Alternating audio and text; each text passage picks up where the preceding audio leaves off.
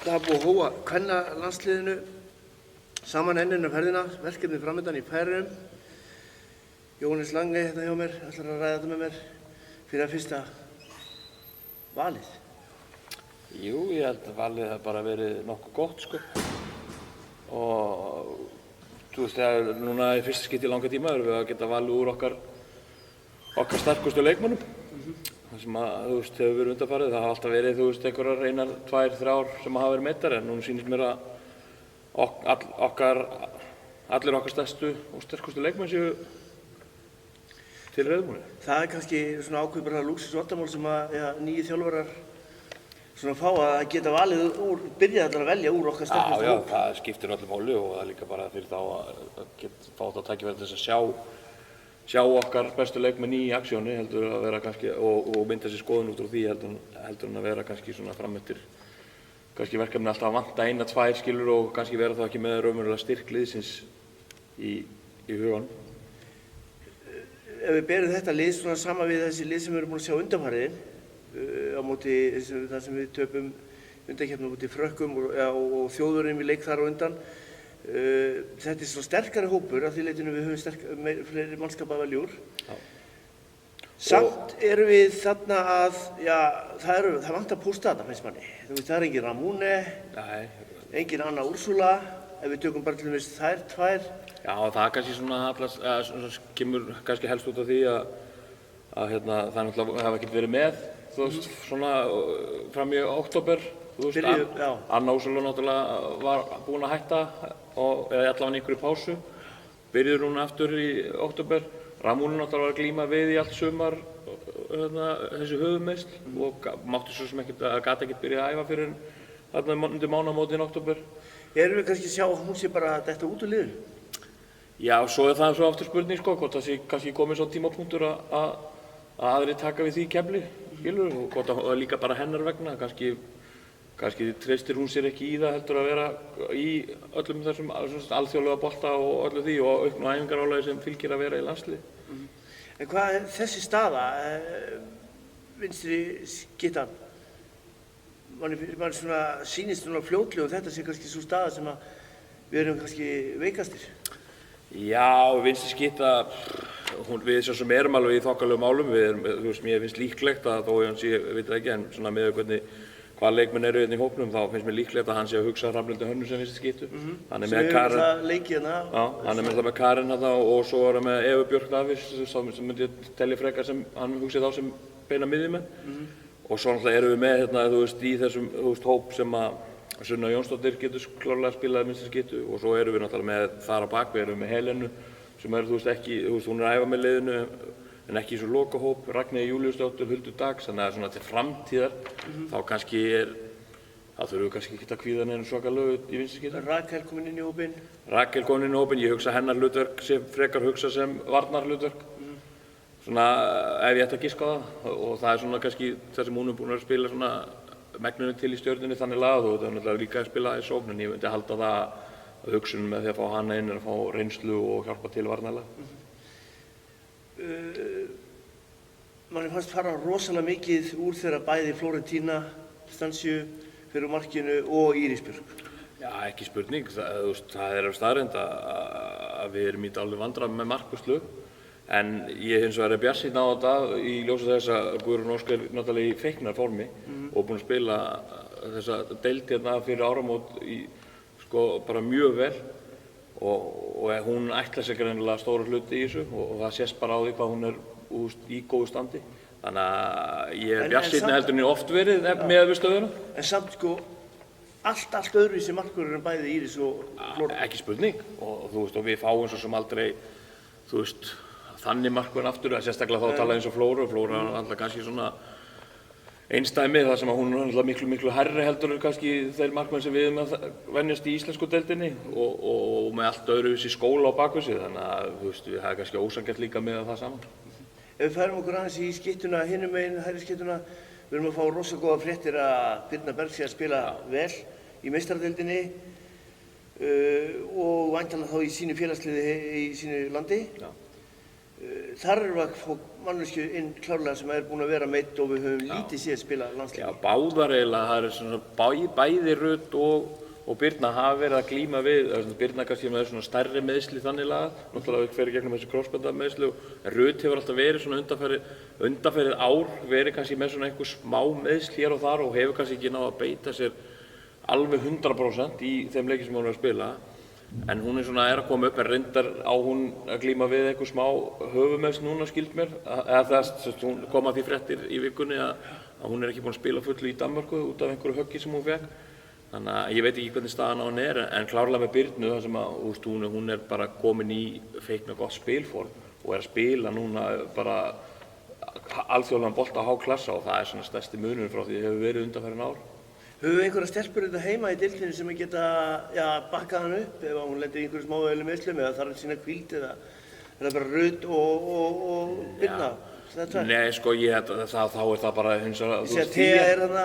Já, hún er sannlega sú manneskja sem er næst inn í þetta, en hún eins og kannski nokkur skrefum á eftir þessum tveim og það hallast kannski einna helst að því að, bæði Rut og Birna eru núna komnar í þennan alþjóðlega spilklassa og sem er helst munurinn og það er bara eitthvað sem að því á eftir að taka skref í og enda hún er það 97 þannig að það er nógu tími.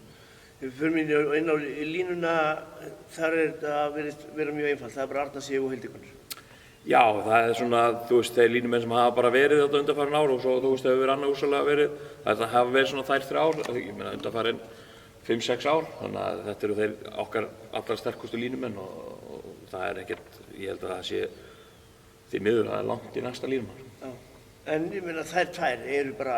Já, og við þurfum ekkert að... Við þurfum ekki að áhyggjur af aldri. Nei, þær eru á góðum aldri og þær eru að spila í sínum félagsliðum og þú eru bara í feikna formi þannig að við erum alveg vel statt þarna. Við erum alltaf að fá nýtt þjálfarateymi, Axel Stefánsson og Jónatan Magnússon, báðir sem hafa mikla reynslu, báðir erlendis frá. Áttu vona á að við sjáum leikliðsins riðlast eða erum við að fá nýja vörn, nýja sókn? Eitthvað, áttu vona á að sjá einhverjum stóra breytingar?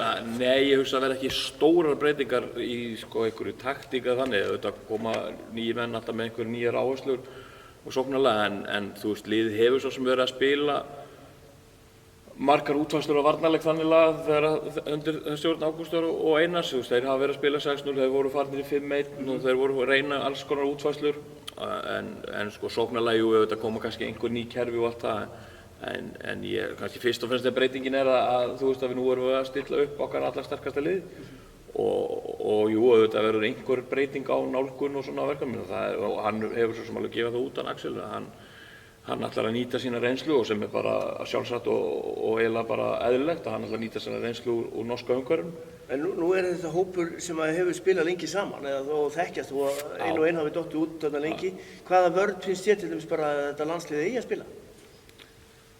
Ég hugsa að svona, það sem hefur virkað best og það held ég líka hallast að svona kannski af þeim markmönnum sem að liðið íslenska kvennalandslið hefur haft þá hugsa ég sé best fyrir liðið að spila 6-0 og þá með einhverjum útfærsluatriðum í sambandi við aggressív og svona skilur en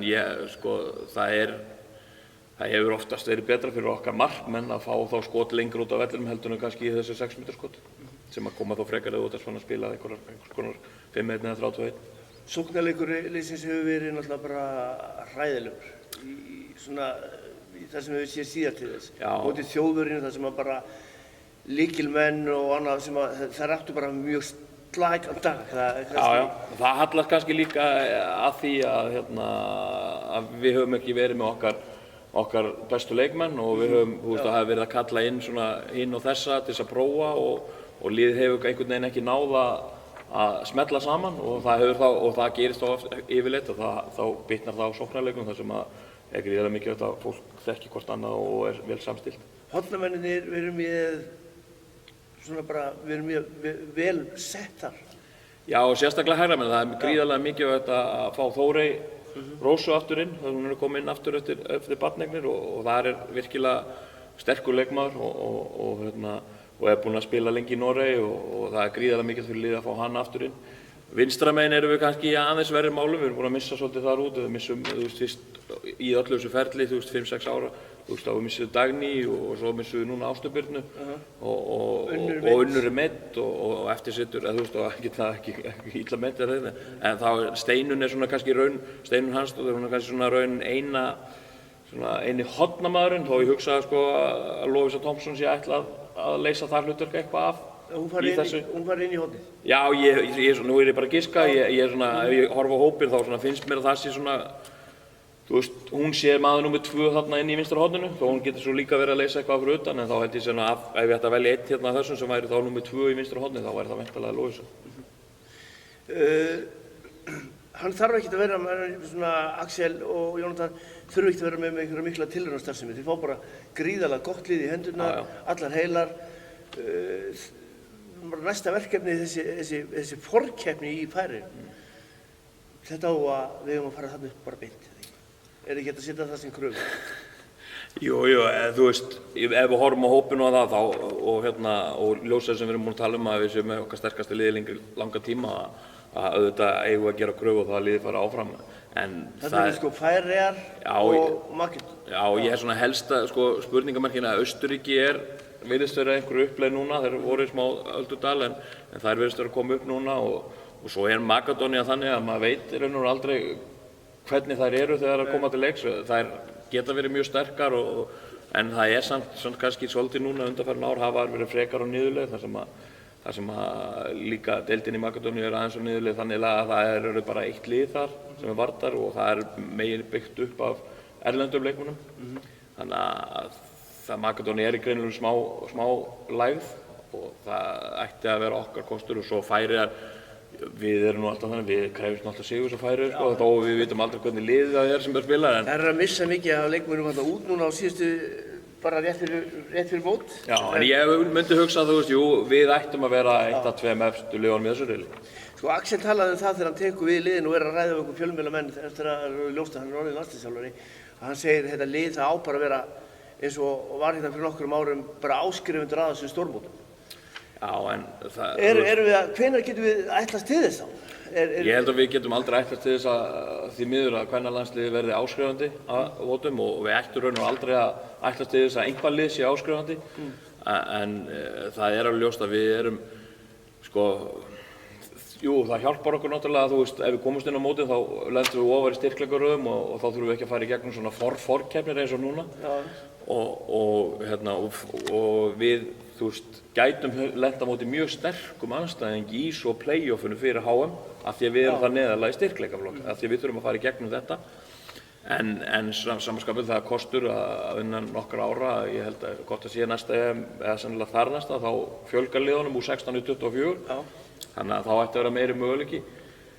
Þannig að, já, en við skulum horfa á það í sögun að liðið hefur bara farið 3 svona stórmót og það gerðist í raun og veru á þeim tíma sem við vorum með svipað lið og þetta, þar sem allar voru heilar og allar okkar sterkustu leikmenn.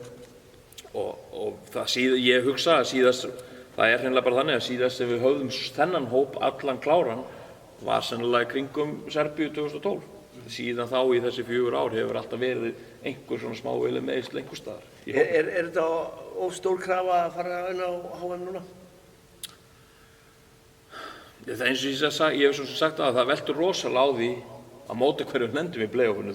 Við getum ekki sagt neitt til það hvort við erum að krefjast þess ekki og fyrir utan eins og ég sagði áðan, við eigum aldrei að geta gert einhverjar kröfur á að liðið ná einhverjum árangri. Þannig að en þetta veltur rosalega mikið á því ef við komumst upp úr þessum riðli að hverju við lendum því við getum lent á móti liðum bara eins og Svartfjallalandi, einhverjum af þessu topp liðum og þá þurfum við bara að meta stöðuna hvort það sé raunhæft eða ekki að komast í gegnum það. En liðið hefur sýnt að við getum ná góðum úrslitum móti þessu stóru liðum. Og það gerist bara síðan, 2011 á Brasilíu þar sem ég hreint og sagt ótrúlega sigrar náðust. En það sýndi liðið að þetta hægt. Kemur allir ljós, fylgir spennt með þessu stuttist í þetta, fyrstu leikir bara í byrjun þess? Já, bara næsta helgi. Hefur þið séð eitthvað æfingu með það? Nei, ég hef ekkert kíkt á æfingar eða neitt, þannig að ég bara reikna með þetta sé í góðu höndum. En það bara byrjar á föstudaginn held ég, bara næsta helgi í Færeyjum, þannig að við bara verðum að krossa fingur og vonast þess að við verðum allan í pottunum sem þess að komast í umspilið. Segjum þetta gott. Takk.